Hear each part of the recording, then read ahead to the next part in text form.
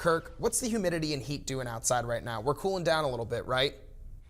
Well, it's a double-edged sword. Yes, we've cooled down just a little bit, but that also promotes fog to develop, and we have enough moisture in the atmosphere that it's saturated at this point, so I would expect to see some fog very shortly here. Now, I want to point something out for those of you that are looking on the bottom right corner of your screen. You may be seeing a temperature that says 0 degrees. As of the storm Monday evening, that has been knocked out of calibration. We have no control over it here. I'm afraid I can't solve that for you, so trust what I'm presenting on the screen for you here. Let's take a look at our radar satellite composite, and when we take a look at our situation, again, another wave of storms has gone through. It's now regenerating, and it certainly looks like Meigs County and Jackson County are under the gun as yet another wave of storms is likely to pass just to the south of our viewing area. Otherwise, it's a quiet and saturated night. When we take a look at the Highmark West Virginia Skycam, 74, that's the accurate temperature read from the regional airport. 97% relative humidity, winds out of the south-southeast at 3, and the barometer 30.02 inches and steady. So when we take a look at our current temperatures, 80 in Columbus, we're looking at 76 in Athens, 75 down in Charleston, 74 for Parkersburg.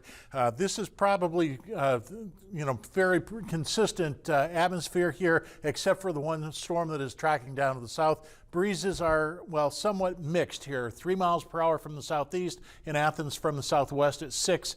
The regional heat index, pretty much what you see is what you get, except Huntington is hanging on to the apparent temperature of 84, Columbus 89 at this point, but pretty much what the mercury says is what you get. We're looking at temperatures that are about 5 to 8 degrees cooler than they were last night at this same time because of those showers, and obviously a very angry cell here that's trying to reach up into the Mid-Ohio Valley, just clipping Meigs County, and again, as I said, crossing the Ohio River into Jackson County. It's moving at about 30 miles per hour, may have some strong gusty winds in it. Wouldn't be surprised if there was some hail, and it's not the only impulse that is training across southern Ohio in the Ohio River Valley.